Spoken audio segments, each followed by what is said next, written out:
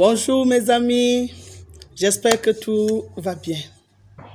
Nous continuons dans notre balade de la connaissance.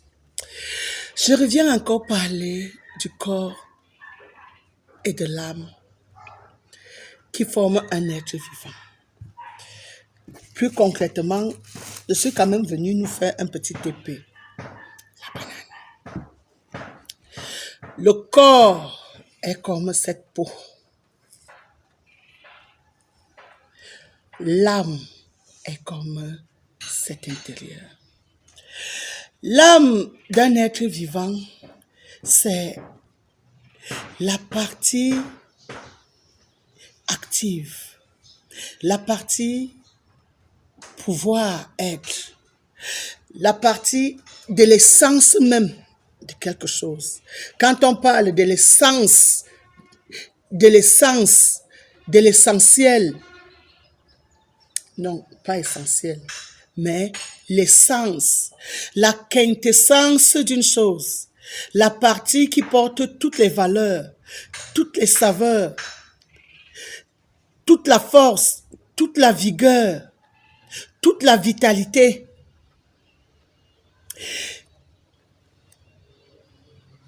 Quand j'ai cette banane entre les mains, je veux que vous me compreniez. Dans la différence entre cette banane que je prends comme exemple et l'âme, c'est que l'âme, elle est abstraite et que le corps, lui, il est concret.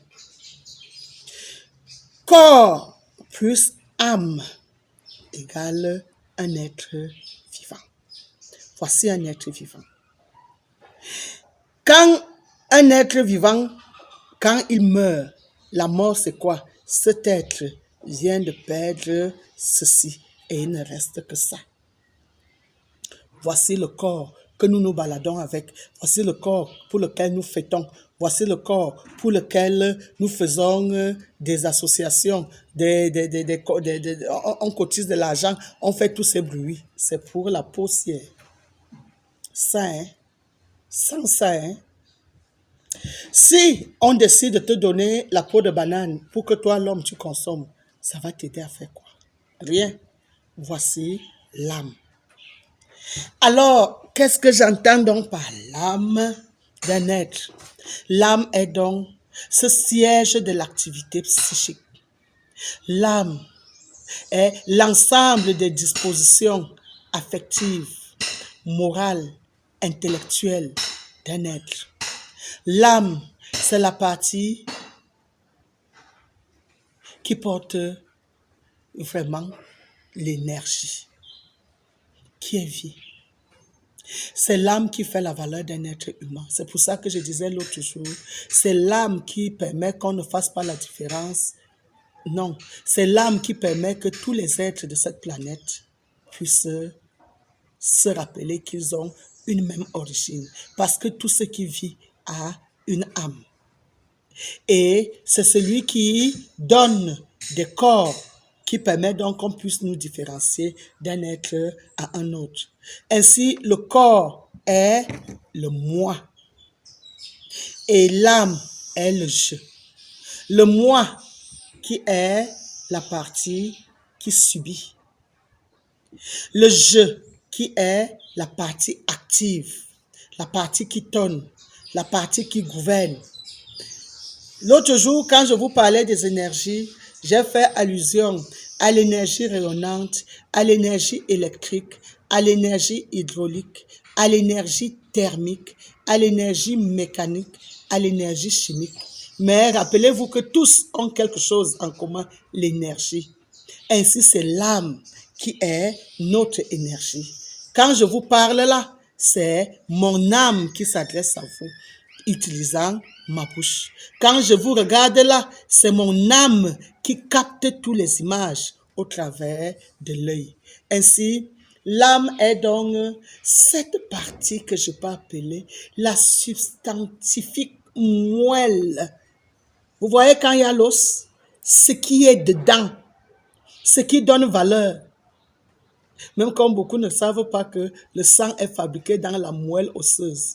Cette partie, cette machine, cette la vérité est que comme elle est abstraite, les choses abstraites ont toujours tendance à nous échapper.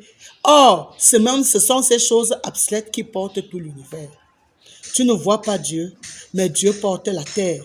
Dieu te porte. Tu ne vois pas ta vie, mais c'est cette vie-là qui fait que tu restes debout. Si ma respiration s'arrête à cet instant, tout est fini. Tu ne vois pas le bruit, mais tu l'entends. Tu ne vois pas ma parole, mais tu l'entends. Les choses abstraites, tu ne vois pas l'énergie, mais tu la ressens. C'est la plus grande partie de l'existence, car Dieu est abstrait, Dieu n'est pas visible. Ne pas être visible ne fait pas de Dieu un esprit, mais il est invisible en tant que la force qui donne vie. Quelqu'un m'a demandé où est la différence entre je me nourris et je m'alimente. Le souffle de vie m'alimente, mais je me nourris des autres œuvres.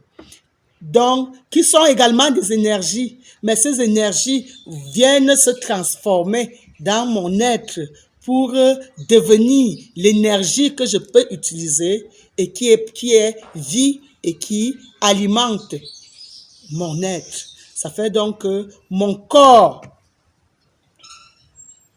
mon âme sont interactives pour que mon être soit.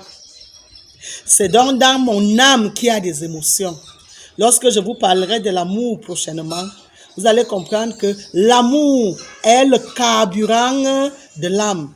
La fierté est le rayonnement de l'âme. Et c'est dans l'âme là-bas qu'il y a toutes les valeurs. Comme tout de suite avec ma banane, c'est cette banane qui a la saveur proprement dite. C'est à cause de cette banane que je souffre toucher à ce corps, à cette peau qui ne me sert pas, mais qui sert à cette banane. Parce que s'il n'y avait pas cette peau, la banane serait exposée. Donc, quand on vous dit de ne pas aimer votre corps, c'est comme une banane qui dit qu'elle n'aime pas sa peau. Aimez votre corps, mais ménagez encore plus votre âme, parce que c'est là alors qu'il y a tout ce que est la valeur d'un être. Alors, quand un être perd son âme, voilà ce qui se passe. Alors, comme conseil, ceux qui font des grosses réceptions pour venir valoriser le corps de quelqu'un quand son âme n'est plus. Si les familles pouvaient faire autant d'efforts pour valoriser un être, si chaque famille dit, après 6 mois, on fait une cotisation pour aider un jeune à prendre de l'envol dans sa vie, on fait encore une cotisation pour aider un jeune pour qu'il s'en sorte dans sa vie, ce serait meilleur. Mais lorsque nous faisons tout cela pour dire que nous aidons un corps, nous ne pouvons plus aider un corps. Nous ne pouvons plus aider. Nous ne pouvons plus. Il a fini sa vie. Il y a un temps. Je sais que le chrono n'existe plus dans notre monde aujourd'hui. Comme quand on me demande, pourquoi tu n'es pas en contact avec Jésus? Non. Je suis né 1975 ans après Jésus-Christ. S'il y a après Jésus-Christ, c'est qu'il y a avant Jésus-Christ. Et si Jésus-Christ est déjà un repère dans le temps, il n'est pas le temps. Il n'est pas le temps. C'est Dieu qui est le temps.